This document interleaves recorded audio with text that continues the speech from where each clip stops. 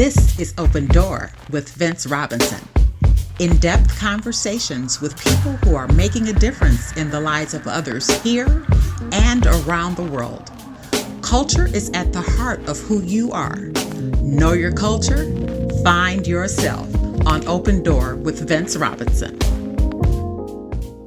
Grand dawning, great rising, Cleveland, Ohio, and the rest of the planet. Welcome to another edition of Open Door with Vince Robinson. My guest today is Mr. Mark Akins. He is an author and motivational speaker. His book, 111 Quotes to Challenge Your Perception, Preventative Maintenance for Your Mind, is now available.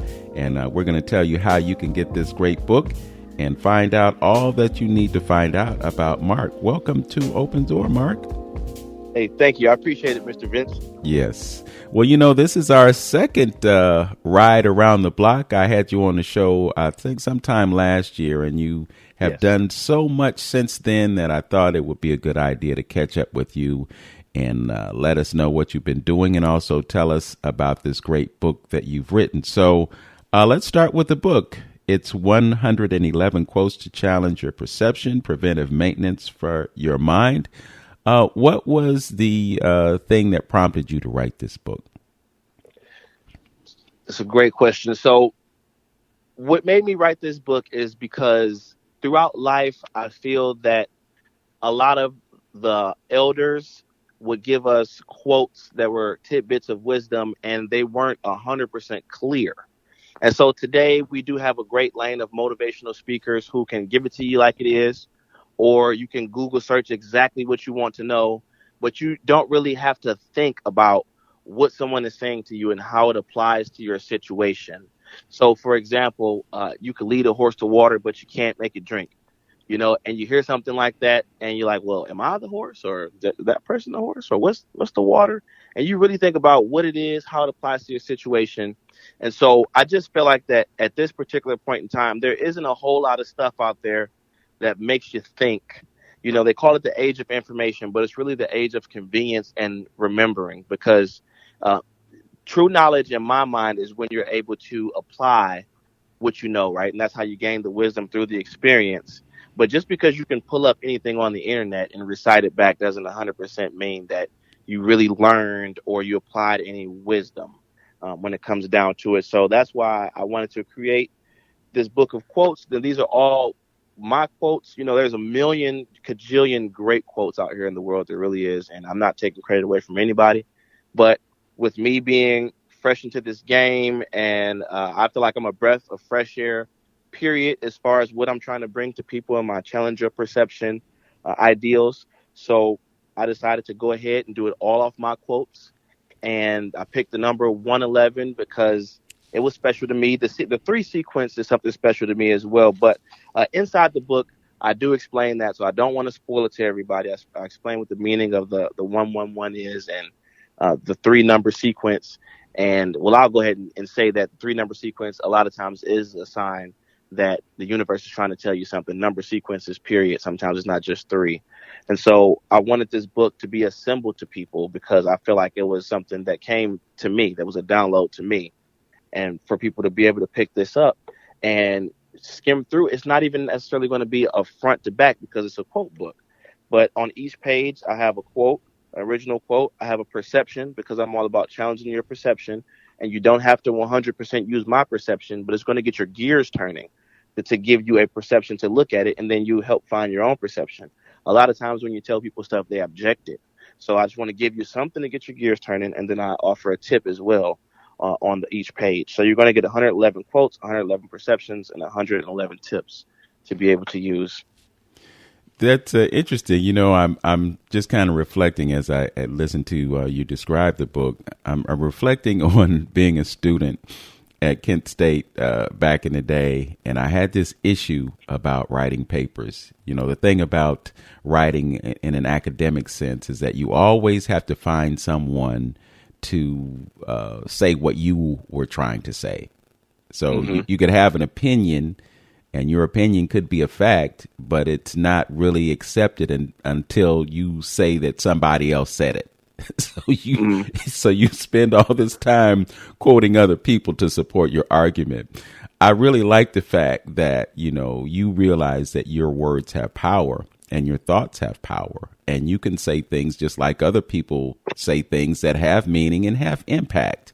So, congratulations on that. I really Thank respect that. I remember, I took this class. It was a journalism class, and the subject that I chose was black images in primetime television. And I had the last presentation of spring quarter in this journalism class, and it went overtime. It's not like high school when the bell rings, everybody grab their book and they jump out to class. So, but I was basically telling these folks, and most of the folks in the class were white folks. Practically, I think all of them were, actually. I don't think there was another brother or sister in the class. But my point to them was that for some of you, all that you know about us is what you've seen on television. Mm-hmm. And you've seen Good Times, you've seen the Jeffersons, you've seen That's My Mama. But that ain't who we are, really. I mean, it's just comedy. But you don't see black people in your communities. You don't have interactions with us. And these folks were transfixed because they were kind of getting the truth. The other thing that I wanted to mention, and I'm sorry for going off on that tangent, but the power of numbers. We've talked about the power of words, and we've also talked about the power of numbers. There's a brother named Lloyd Strayhorn, and he's written a couple of books about numerology. And there are power in numbers that folks should be aware of. So I'm encouraging you to get this book so you can take advantage of the power that comes from the words of Mark Akins. But you might want to also look into numerology. I don't know if you have or not. Have you delved into numerology? So, not super much as far as, where it derives from and all that goodness, just as far as the numerology where, like I said, the number sequence. And so I look at these as angel numbers. Mm-hmm. And I think that is still a form of numerology. So, and I know like each number by itself, like eight is a completion number, right? And stuff like that. So, not a whole lot into it, but it is something that has sparked my interest. And along with learning as I'm going, that's when I kind of got this download for this book, actually. Yes. Well, you could probably benefit as well by going and looking up Lloyd Strayhorn. I got his book, one of his books, off Amazon last year, and learned quite a bit from it, and continuing to learn because I've kind of been into numbers for a long time, even before I knew that numerology was a thing. What sparked your interest in being a motivational speaker? I 100% feel that what I've gone through in life was not a punishment. And I used to feel that way. I used to feel that I was being punished by the universe. I was being punished by God, especially when you're mistreated by your parents and mistreated by your family. And, we kind of touched on that, when you and I were talking as far as the whole being born into sin. When a child is born and that innocence, you'll never have that innocence again. And to mistreat a child is just, it's disgusting.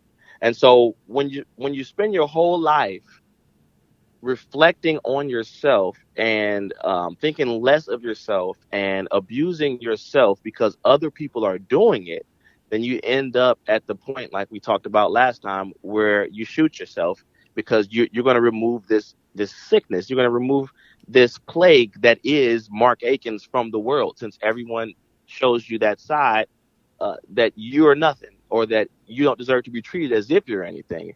And of course, you've got other people in the world who are, would be a friend or who would be kind to you or whatever. But when you're not getting the love you think you're supposed to get, especially at a certain age and you're growing up, from the people that you think you should be getting it from. Sometimes that can be hard. So I started to believe, and through my own understanding and believing, developing that, and then having a strong faith in the universe and the divine creator, God, I just started believing that it wasn't all in vain, that I was going through a lot of this so that other people wouldn't have to suffer through it, and not even necessarily all of the actions that I've taken or all of the reactions that I've gotten, but maybe just the mindset that I had to suffer through, because it's all about perception. It's all about how you look at things. It's not what you see is what you get. It's how you see is why you get.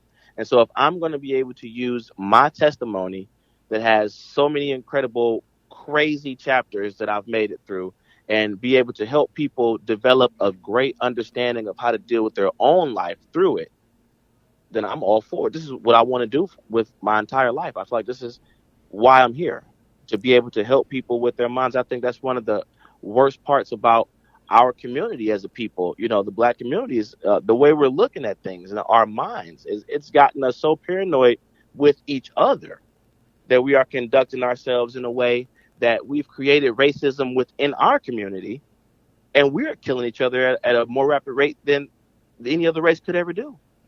You know, we are treating each other worse than any other race is treating us right now. And we're still blaming an opposite race for what's going on, when all we have to do is become the change that we want to see. You know, one day I will give a speech that's going to be as powerful, if not more powerful and impactful, as the I Have a Dream speech. It's one of my life goals. Okay. Well, you know, it's interesting when you talk about this construct of belief versus knowledge, and we talked a little bit about that earlier, but I want to kind of expand that. You mentioned faith and belief, and you had gone through things that presented challenges to you. But there became a point where it wasn't just about what you wanted to happen or what you believed, but based on your experience, there came a point of knowing. Can you talk about the difference between belief and knowledge? Absolutely. So I believe that belief, and here we go, me saying I believe. So belief would be more of what you can develop, right? You can develop your own belief. That's like the challenge of perception type of thing. So I had a guy one time tell me that Tesla was the best car ever.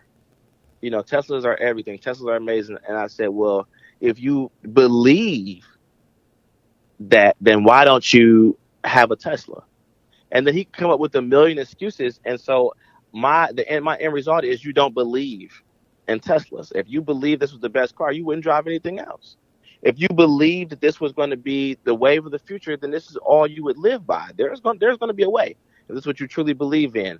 So knowledge, it comes into play, in my opinion, because all of this is, you know, my perception, right? So challenge your perception to anyone who's listening to me.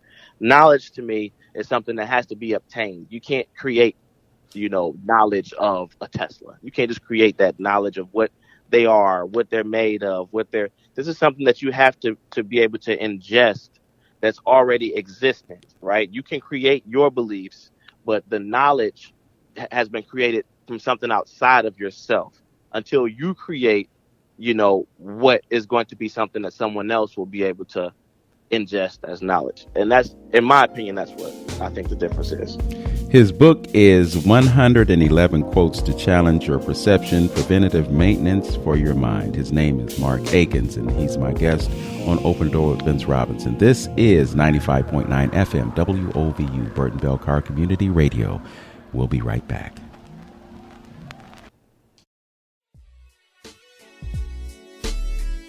Koshin Meats is a family-owned business that has served the Cleveland area for over a century. Their staff can help you select specialty cuts of beef, poultry, pork, and other items you may not find in an ordinary grocery store like frog legs or wild jerky. They also offer a wide variety of breads, deli meats, cheeses, spices, and other specialty products. Conveniently located at 4058 St. Clair Avenue near East 41st Street, Koshin Meats is the place to go for all your cuisine needs. Call 216-881-7677 for more info or visit KoshinMeats.com. This message was brought to you by Koshin Meats and Marketplace and WOVU 95.9 FM, Our Voices United, Burton Bell Car Community Radio. Hi, this is Gerard Amir Shakir, and you're listening to 95.9 FM, Our Voices United, Burton Bell Car Community Radio. Welcome back to Open Door with Vince Robinson and my conversation with author and motivational speaker Mark Akins. He's written a brilliant book, 111 Quotes to Challenge Your Perception, Preventative Maintenance for Your Mind. I would have to imagine, based on what I've seen, that it's a pretty quick read, but it's a powerful book. So when you realize that what you're getting is something that can empower you, it's a small price to pay for empowerment. So we just talked about the difference between belief and knowledge, and I really, really like I guess the metaphor that you created for us. It just reminded me, last night I was coming home from an engagement, and I was getting off the ramp at Martin Luther King Boulevard and I-90, and there was a Tesla in front of me making the right turn, and I noticed that some of the tail lights were out. And I'm like, wow, this car can't be more than 3 or 4 years old. What are the lights going out on a car like this that you paid $60,000, $70,000 for? But all electric. Yeah, all electric, but this is something that many people don't know. There's nothing new about electric cars. There were electric cars in the United States 100 years ago. But the reason that they didn't fly is because people were selling petroleum and they didn't want you to save money driving an electric car. They wanted you to spend all that money on gas. And of course, it wasn't as expensive now. It wasn't expensive then as it is now. But, the Rockefellers wanted to make some money, and they did, and they took electric cars out of the equation. So now we're in this place where they want to push folks to do these electric cars. But I just wonder what's going to happen with petroleum, because, petroleum is one of the most important raw materials on the planet. A lot of stuff interesting there, but we're going to step away from energy and get back to what you've written in this book, but also to talk about some of the things that you have done as a motivational speaker. First of all, you've written another book that we talked about last time, but you've also been doing different things you've done here in Cleveland, and now you're in Houston, and we can talk about, you moving to Houston and the why of it. But talk about some of the things that you have done as a motivational speaker. Wow. And so I believe it's not always just about, if you're going to bring inspiration and motivation, all these good things, it's going to also be about the time you spend with people one-on-one and your presence in all type of areas. So I've had the pleasure of being able to do a commencement speech with Remington College, the Cleveland campus, and I also graduated from Remington College. That was a great honor. I had a chance to do a commencement speech with Old Brook High School out in Parma, and that was awesome because I lived out in Parma, Ohio for about 3 years and ended up getting on the board of directors with the Parma Chamber of Commerce. So to be able to serve the community once again through speaking with these children at this graduation was amazing. And this school is awesome because, you go there and this is for the kid that's not used to a traditional classroom setting, doesn't want to be in a traditional classroom setting. So you're able to come and there's no particular dress code. You can do accelerated programs to get your diploma faster than you would have in high school if you had decided to sign yourself up. And at 16, you can sign yourself up for this.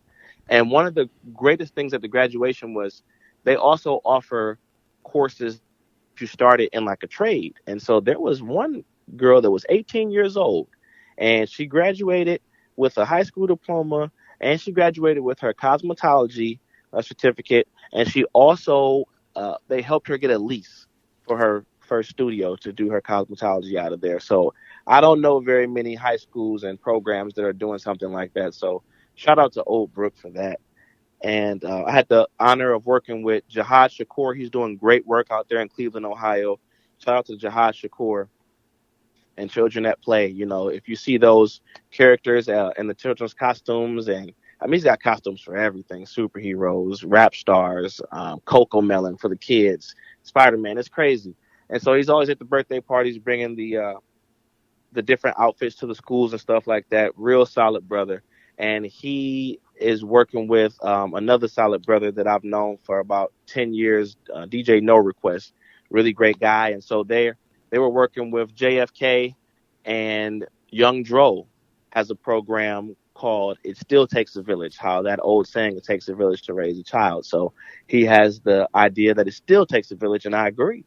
And so through, doing what I was doing out in Cleveland and then working with the schools as well, we were able to all connect with each other. And they said, why don't you come out and you speak for 2 minutes in front of, these high school kids before a drill goes on. So I had a chance to do that and meet young drill. That was powerful. I definitely enjoyed that.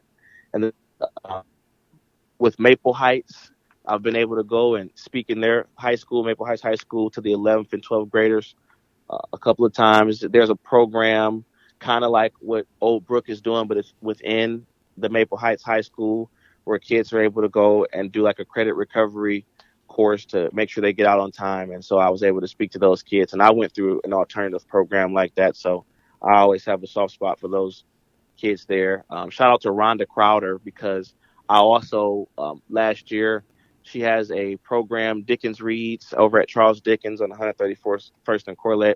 And so I will come out there on Mondays and Wednesdays, and I'd work with third graders. I'd talk with them and try to encourage them on their reading, and I would help them. We read a book, we go over spelling words, we do high frequency words, vocabulary words, and I try to encourage them with their reading. And I was informed that they jumped levels, and one young girl, she jumped tremendously. So I love doing stuff like that, man. Chamber of Commerce, I've done Twinsburg Chamber of Commerce, Strongsville Rotary Club. All that stuff was really cool to be able to do stuff like that and get in front of a different dynamic of people, right? Because if you're in front of Chamber of Commerce, you're in front of business owners. When I went to the Rotary Club, I can relate to when you were saying you were in the class with all the white people. And so at the Rotary, there was no black people, and there was no one even close to my age. And so when you get up there and you're talking about your cold call book, and you got people who say, I retired from doing sales for 30 years and I have my own company and we're sales trainers, and you're in front of these people and they still clap for you and they buy your book at the end and they tell me this is one of the greatest talks that they've ever had. That type of stuff is powerful for me because I'm not looking to be right or wrong. I'm just looking to introduce anything that I may have to you that you may have not been introduced to, and then hopefully challenge your perception along the way. Another great thing I was able to do last year was Morehouse Get on the Bus tour. They came out to Cleveland last year. I think they just came back out. There was another thing like that this past November. I was invited to come back and do another workshop, but I wasn't able to make it because I'm out in Houston now. But I was able to work with Anthony Brown, great guy, and Morehouse out here, and this was actually a segment of it was covered on Fox 8 last year, but I did a workshop on challenge your perception of social emotional learning. And so I had about 20, 25 high school age, all black kids, in my group. And it was just amazing because just a real quick story. When I came in here, I got my camera guys going to take pictures and stuff for me. And we came in probably about 15 minutes early. And I'm thinking that's going to be plenty of time. I just got to set up my laptop, But we get there, and no slight to the guy that was in there before me, but it was almost like, oh, thank God you're here. Here, plug up right now. Snatch this laptop up, and I'm like, whoa, I wasn't planning on starting this. So he said, whenever you're ready, just get going. And so these kids, they're not paying attention to these slides. He's got up there. He's not talking to them. They're talking to each other. They're sectioned off in different groups. You can already tell who your class clowns are going to be and all this good jazz. And so he unplugs his computer, and I use my voice and I tell them what we're going to be doing, who I am, and that we're going to be getting started in 5 minutes. And before I can even get through my very brief introduction, they had all started taking their seats. So I don't know if it was something about my tonality or my presence, but they were ready to hear what I had to say, and so I really just gave them that time once they got in their seats to process it for a couple of seconds, and we got started. There was no need to wait for the 5 minutes, but it was really great. And then, they were extremely engaged. I love to see them raising their hands and asking questions. And I even, when they're going back and forth, I even had a segment where I would have them just come to the front of the classroom. You get 30 seconds, you get 30 seconds. And then I'll have people comment on their points and views and teach them how to debate and use their words and talk things out as men. So people say, what's the golden point of speaking? What you love most about it? I love it when people shut up. Whenever I'm in a room, and because of these graduations, I've spoken in front of over 100 people a couple of times. But even if I'm in a room of 5, 10, 20 some people, and some people hate speaking to kids. I know a guy who goes into the middle schools because he says, I can't reach these kids once they get to high school. And you're giving up on a generation right there. But when you get these kids in a room and they're quiet when you start talking, that's the goal. That's the 100% goal. When they're not talking to their neighbors, you don't hear whispering. You don't see them looking in their phones. They know I can't do anything to them. I'm not the principal. I'm not their moms or their dads, And when they give you that attention and you can tell they're soaking it in, there's nothing like that, man. I got a chance to shout out to Jamar Blackman out in Akron, Ohio, in the Goal Getter Academy, Goal Getter, GOAL, because a lot of people think it's Go Getter. And I had a chance to mentor out there for about 6-7 months before I came out here. And he did a teen career day, which he does every year. And he brought out, a large chunk of that community. I mean, there were hundreds of people there. And he brought out, the barbershop, and they were giving free haircuts. He brought out a guy from the Marines, police, local business owners, all type of people. So you can only imagine when I was selected to do a workshop, I felt extremely honored. And I did a workshop there as well. And then the whole thing with my workshop was career path. So I just wanted them to realize that you can go get a job at Amazon and make $15 an hour. And then you can go get a job at UPS. You can't expect, $15 an hour if you're not on a career path. Or you can't expect $16 an hour if you're not on a career path. If you were the janitor at Amazon, but now you want to be the packager at UPS, they may not pay you the same. They may not pay you more. So when you're on a career path, you start out at the bottom and you work your way up to the top. You start out and you say, hey, I want to be a janitor. And then you go from being a janitor to being the manager of the warehouse. And then you go from being an operations manager. And you don't have to stick with the same company, but a career path is how you're going to grow your worth. And this is why a lot of people are afraid to go back, because if I go back to school, I have to start all over. They understand the career path, and so I wanted to just make sure I kind of hammered that home. And of course, a little bit of self-love I would keep on the board. I love myself, and I'd have them read it before and after and tell them to read it as many times as they needed to while I was there. And it was really cool because it was like a round robin thing. So I'd have probably 5 to 20 minutes with each class, depending on, how short we were on time or what segments were shorter or longer with other people. And so I did probably about 6 classes. And so that was really cool. Yes. Well, it seems as though you have been involved in a lot of things that are making a difference in the lives of people. And it's something that we definitely try to shine a light on here in this program. So I commend you for being active. I was thinking about how I would describe you before we started this interview, and the thought that was in my mind is that this is a person that is a doer. You talk about motivational speaking, and that's talking, but it's more than just talking, it's actually doing. Seeing you in that classroom with those third graders and seeing that they could take something away from that encounter that empowered them to read better, that's an aspect of doing. So keep doing what you do, my brother. We're going to talk about something that you brought up, social emotional learning, and we're also going to talk about your move to Houston when we get back. This is Open Door with Vince Robinson on 95.9 FM, WOVU, Burton Belcar Community Radio. We'll be back.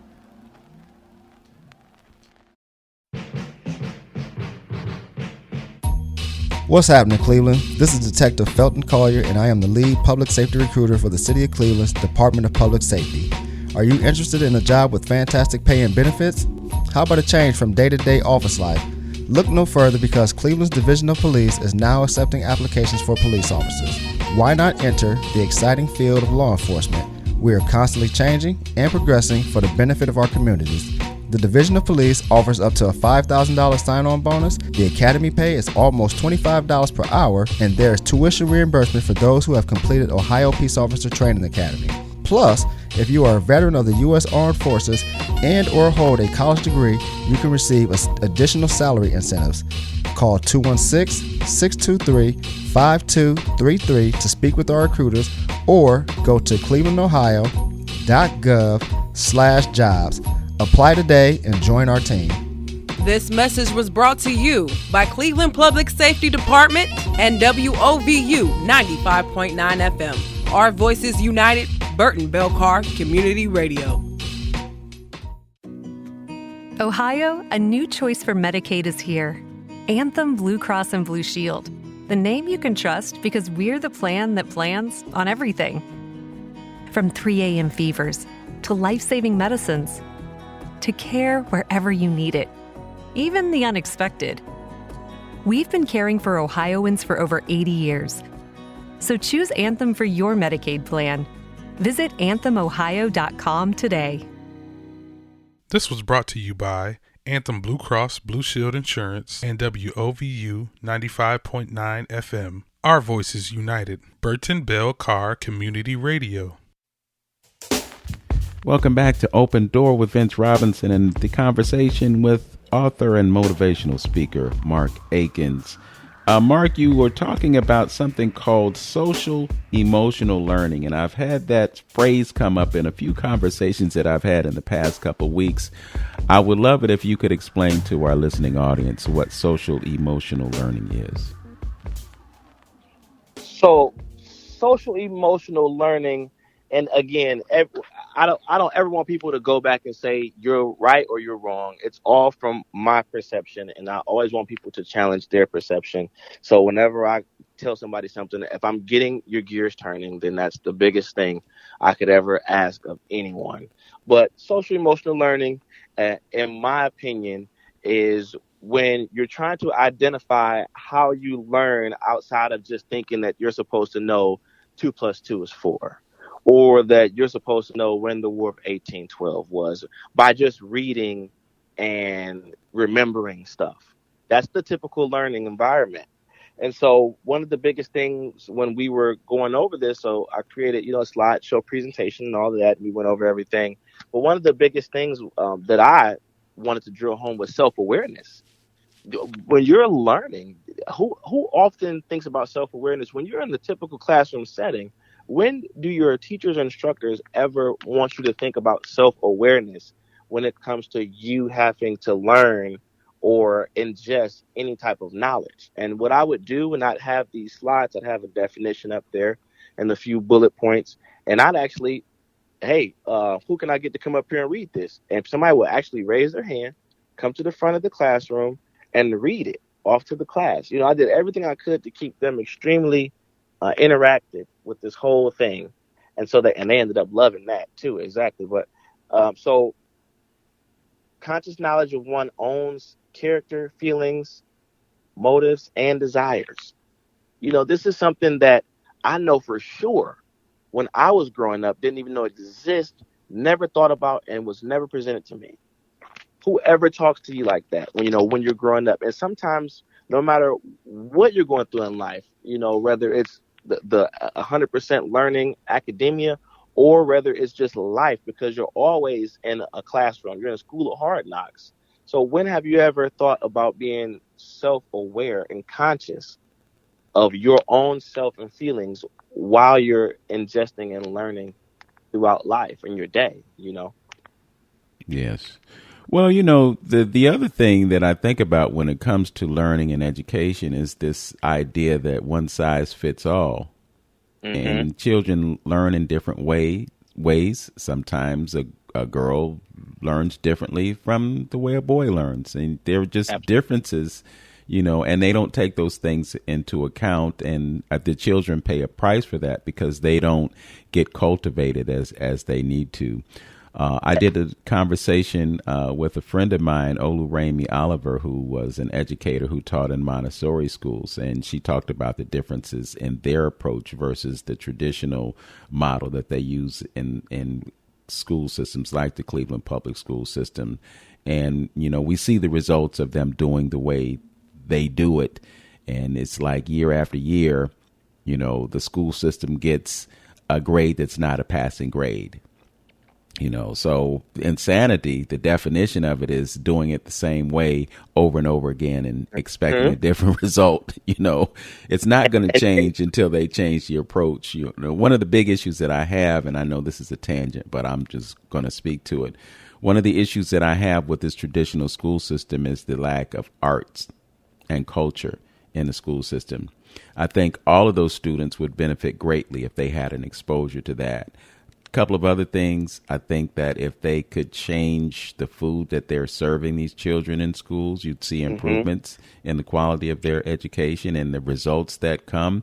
And I think it would be really useful if they could take 5 minutes out of that school day and have those children meditate. Just 5 minutes. Let them get grounded, let them get centered, let them get within themselves, and I think it would be huge, but you got to do things differently. I agree. I agree with you 100%. Yes. And then the whole idea of career planning, that's something that's largely absent. If your parents don't have an understanding of what a career path is and they don't pass that on to you, and the guidance counselors at the school don't give you an understanding of what a career path is and what the limitations of the curricula that they have, they're not teaching those kinds of things. If they decide to go from high school to college and then graduate from college and go into a job, they still might get trapped in not knowing what it takes to get from one level to another. And then when you think about it, you've got all these companies, but most companies only have one CEO. So, not everybody is going to rise to the top, but, the way economics are, and again, this is just another tangent, but the way this world works is you have bankers. The bankers control the money. The bankers also control the corporations. They get what they want. The corporations control the governments. And the governments are really just corporations that are being controlled by other corporations. And then you have us, low person on the totem pole, and the ones that get the least out of this entire process. And nothing about that will change until we see things differently. So going to high school, you can choose that $15 an hour job, which is $15 less than the living wage per hour. Or you can become an entrepreneur and leverage your time and your work ethic to create something that will give you more than just $15 an hour. These are the things that our young folks need to understand so that they can be successful in life and not just become slaves to wages. Because this system in this country and other countries in the world, it all revolves around a system of wage slavery. Obviously, you've gotten that wake-up call in light of the fact that you've written 2 books that folks will pay to get, and you're not limited by sitting in a place behind a desk for 8 hours in a day and looking forward to 5 o'clock so you can go home and forget about what just happened. You feel me?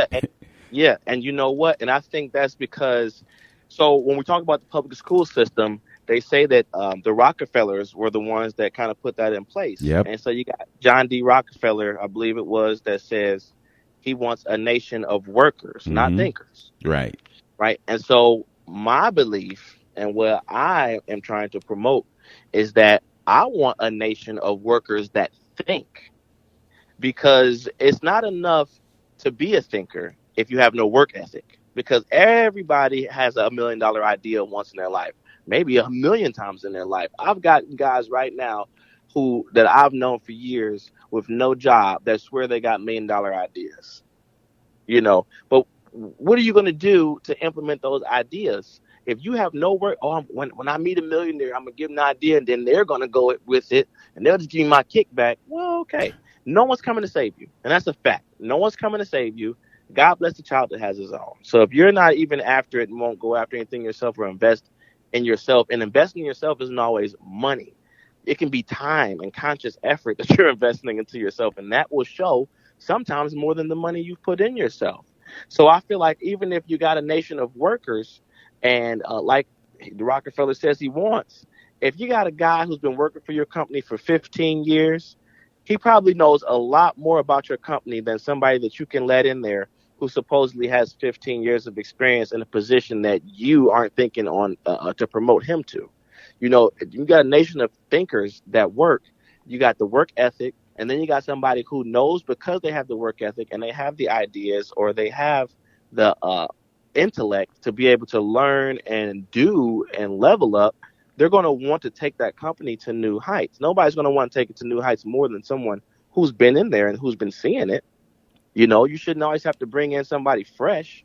You should want people that are going to keep this place alive and keep the legacy going from within as well. Of course, you're going to want new people to come in, but it's just how I'm looking at things. I'm challenging my perception of how everything before me has been ran. So that's how I look at it. Yeah.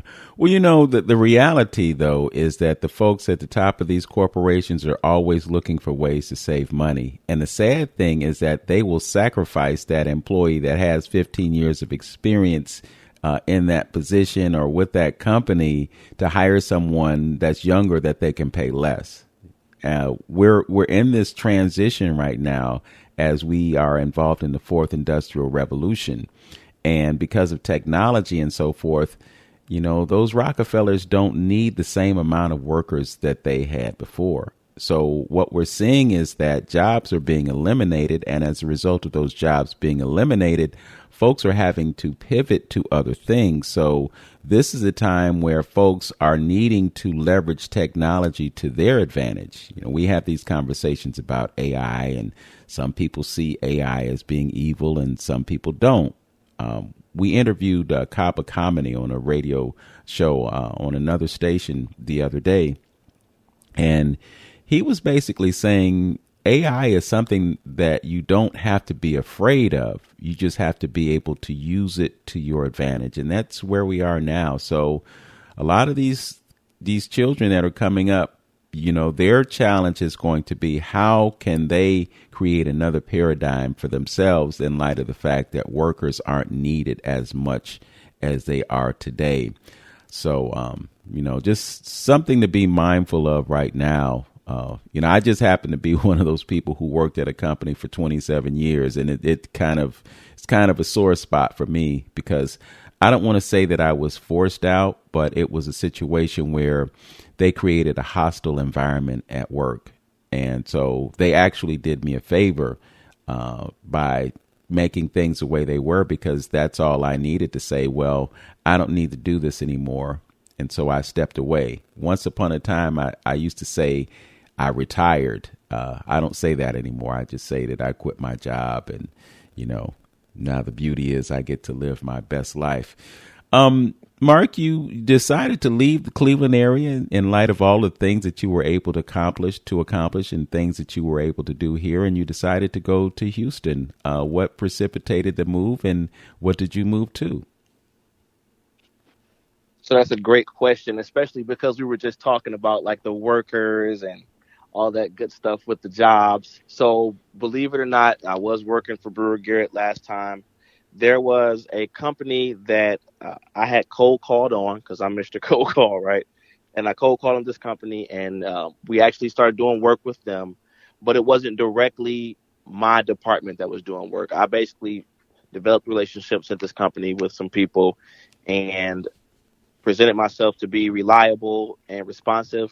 So when we were able to offer something as a company, I was able to put them in the right hands, and then of course still make sure everything's going smoothly, still check in and try to offer as much more support as possible. So again, this is where the workers that also know how to think comes into play, because it's not just me doing my job, right? The fact that I wasn't 100% directly responsible for what they were getting in my eyes, I could have just dropped the ball. Why am I following up? Why do I think that this even matters? Why should I care about what's going on there? And so through following up, and then we had a meeting when I wanted to offer some more support and see if there was a chance to get in there for the HVAC. The guy had told me, and really great guy, and you wouldn't believe it, he just wrote his first book. He said that I inspired him to write a book. And so he just wrote his first book, and I think he's doing a book signing at Barnes and Nobles. And I mean, he's doing really good. This is crazy, but it's amazing. This is what I want to do. I don't want to have to tell anyone to do anything. I'm just hoping I can inspire you to think and just know what you want to do once you've learned how to figure it out. and then you'll go for it. Because I feel like as far as motivation goes, I have no problem being known as a motivational speaker, but motivation without any determination or any execution, it's nothing. It's nothing at all. So for me to be able to sit here and let you know what you can do, that's not my aim. I think that's a bunch of BS, actually. I'm not going to sit up here and yell on a stage and get sweaty and be all intense and just tell you how you can be a millionaire, how you can do this and do that. That's not what I'm after here, because life is all about fitting together, right? We're all individual puzzle pieces. If you're always worried about how you're not being treated fairly to the next human being, regardless of gender, age, or whatever, then you'll never find your place in the puzzle where you can fit in. You're always worrying about fitting into someone else's spot, or you're always worrying about you're not being treated as that corner piece. Yes. You're not the corner piece. So you need to, this is why you don't want to fit in when you're born to stand out, because if you stop trying to fit into a place you're not supposed to be, you're not the corner piece, and nobody wants you at that corner piece, and you're thinking the world is against you, find where you're supposed to be. And you will have connecting pieces all around you. The corner piece only going to have 2 connecting pieces because it's a right angle. You're going to have pieces all around you that are probably going to fit in, and they're going to make you feel so much more comfortable because you're where you're supposed to be. And now your puzzle piece will be worshiped because that whole section can't fit together without you. And so then to go back to, the whole how I got to Texas, as I'm talking to him, and he's been following me a bit on the internet and seeing what I've been up to, and that I'm a man of my word about what I told him when we met, what I was looking to do with life and with my message I feel like I've been given. He took me out into the warehouse and he showed me what the company I was working for had done for them, and he kind of just gave me the credit for it. Like, look, what you've done here. Like, look at this. It's because you brought him in, and he said, would you be interested in listening, about a job? And so I said, sure, out of respect, of course I would. And so the job ended up being out here in Houston, Texas. Okay. You talk to the recruiter, and this is where it brought me. And so what I instantly, something told me, don't turn it down because it's so far away. I've never even visited Texas before in my life. And so what I felt is that God brought me to the land where everything is bigger, for bigger opportunities, bigger blessings. Think bigger, Mark. Okay. And so, Okay. I went and I talked to my wife about it, and you wouldn't believe I don't have family worth anything here in Cleveland, and she did.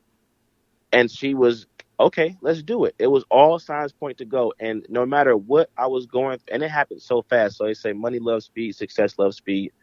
It was Labor Day when I found out that everything was 100% a go, and they wanted me to start the job the 23rd, I think it was, or 25th of September. Yep. And so because they saw that I was actually adamant, I had found a place in that time and everything, they were like, well, if you want to just stay up here for the first week and just do, a lot, it's going to be a lot of like virtual trainings and stuff, and then you come down. So I came down October 1st and been here ever since. I came back and got my wife and my son. We U-hauled down here for 25 hours, and our first night down here was October 13th, Friday the 13th. This is Open Door with Vince Robinson. I'm with Mark Akins, author of 111 Quotes to Challenge Your Perception. We'll be right back on 95.9 FM, WOVU, Burton Belcar Community Radio. Ohio is our home, and it's full of family we're proud to care for. With more than 200 locations, Cleveland Clinic is growing to bring world-class care to your community. From Canton to Avon, and coming soon to Mentor. Whether it's sniffles and sneezes, or something more serious, big or small, we're always near you. For every care in the world. Schedule your care today at clevelandclinic.org/access. This message was brought to you by WOVU 95.9 FM, Burton Belcar Community Radio. Ohio, a new choice for Medicaid is here. Anthem Blue Cross and Blue Shield, the name you can trust because we're the plan that plans on everything from 3 a.m. fevers to life-saving medicines. So choose Anthem for your Medicaid plan. Visit anthemohio.com today. This was brought to you by Anthem Blue Cross Blue Shield Insurance and WOVU 95.9 FM. Our voices united. Burton Bell Carr Community Radio. Hi, this is Helen Maynard, news editor at Signal Cleveland, and you're listening to 95.9 FM WOVU, Burton Bell Carr Community Radio. Welcome back to Open Door with Vince Robinson and my conversation with author and motivational speaker Mark Akins, who has just shared with us that he relocated to Houston from Cleveland to start a new life. I get an idea that it was more than just about moving for a job. It wasn't just as far as the company. I mean, of course, I was up for the new opportunity. I was up for the growth. I was up for the bigger salary. And there's no state income tax down here, so there's more money in your checks. I was up for all of that, of course. But because I know what I want to do in life, and because I believe in the discernment that I have and the message that God has given me, and there's no better place to do it than on a bigger scale. I'm in the land of where everything is bigger. So there's going to be a lot. I mean, Remington College, I've spoken at Remington College multiple times, and I've done their graduation last year. There's 2 down here. And I also last year won the Outstanding Graduate Award through the ACCSC. So this is a national award. And because I've won it, no one can even get nominated from Remington for the next, I think, 9 years, because it's a national award. And they accredit over 650 career schools and colleges across the nation, working with over 150,000 students. And I got nominated and won. I mean, I even had a guy come up to me they flew me and my wife out to Washington, D.C. for 3 days in order to get this award, pay for my hotel suite and everything. And they paid for my plane tickets, her plane tickets. And so I had a guy come up to me, and you talk about imposter syndrome. I mean, I'm sitting out in that audience and I'm hearing about some of these other students. I mean, you got people who was living in a dumpster and now they're the director of their program. I mean, it was just some of the craziest stories I ever heard, in my life. And after hearing my story and hearing the referral letters that my college sent over, I got chosen. I had a guy come up to me and say, "I'm here to tell you," he said, "we looked at thousands of recommendation letters and you beat out some phenomenal people. But be proud of yourself that you're here. You're phenomenal as well." And so, I mean, it's stuff like that, that how can something like that happen to me towards the end of my year, out of all the work I've been doing, and all I'm focusing on is giving, serving, helping, and now being recognized in a way bigger than I've ever been recognized, while moving to the land of everything is bigger was on the table. I mean, I had to do it. I felt like God was calling me here, and it hasn't felt like a mistake ever since then. My wife would always say, every day I'm trying to figure out, how are we going to afford to do all of this? How are we going to stop this? How are we going to switch everything over? How are we going to? And she would say, there's no red flags. There's no red flags. Every day, I still haven't seen a red flag. There's still no red flags. It was all signs were a go. So you got to go. You have to go, because they say you can't sit on your behind and think the perfect man's going to just come to you. The perfect job's going to come to you. The perfect woman's going to come to you. You think opportunity's going to just come knocking? Well, I'm here to tell you it can and it will, but you have to get off the couch and open the door and be ready for what's on the other side. You got to do your part too.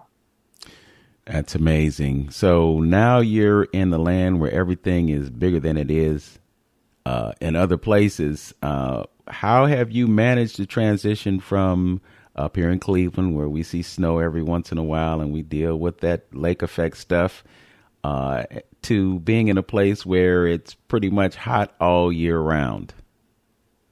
Oh my God. I'm still adjusting. I'm still adjusting. We went out to lunch on New Year's Eve. It was 74 degrees.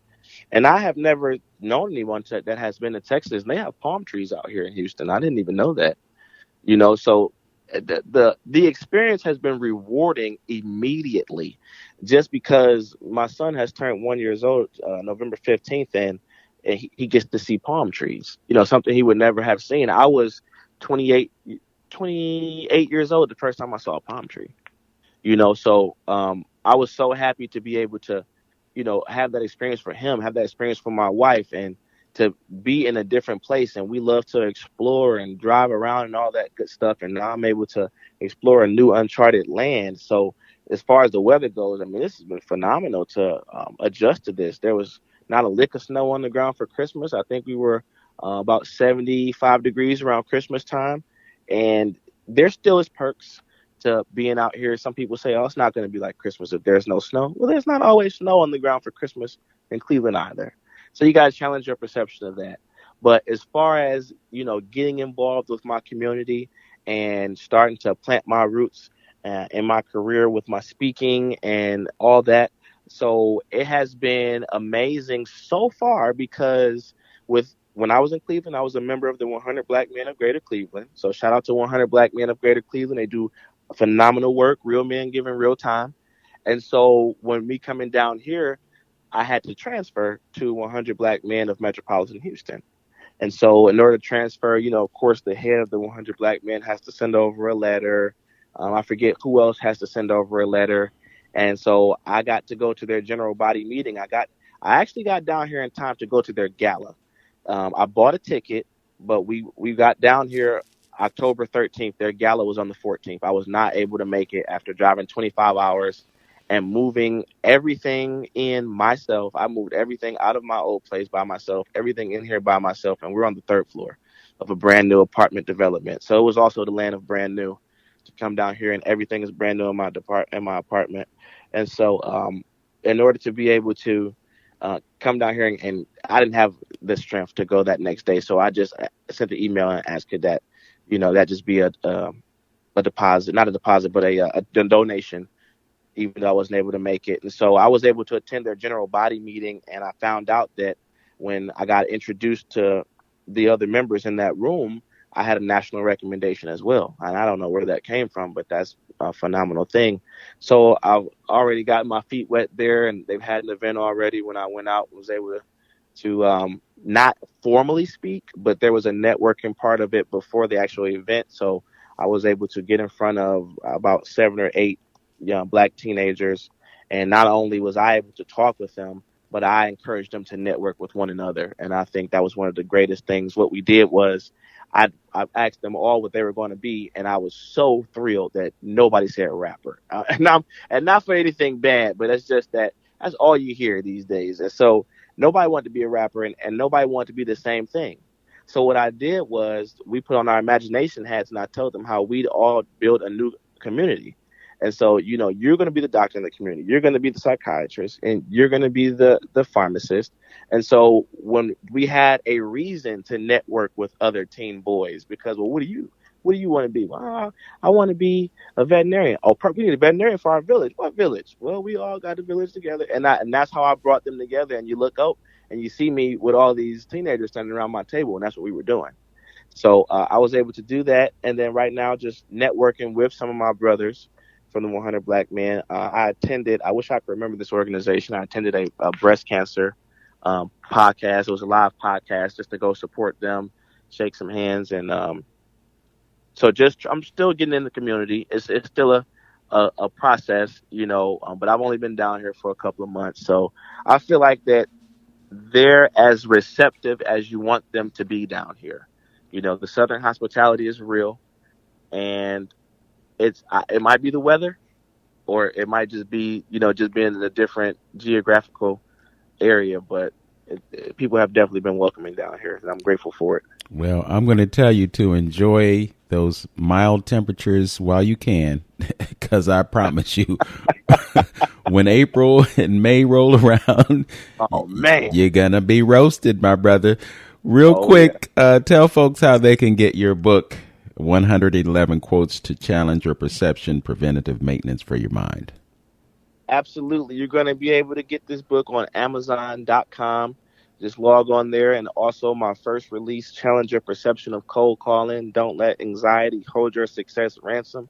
It's also available on Amazon. I think that when it comes down to cost, everyone would say what's too high, what's not high enough. And I think it's really all associated with the value. So the beauty of being able to go on Amazon, you're going to be able to look at the back cover of the book and see what it says. They also let you skim through a few pages when you actually are looking to buy the book. So you'll probably get a little whiff of the introduction.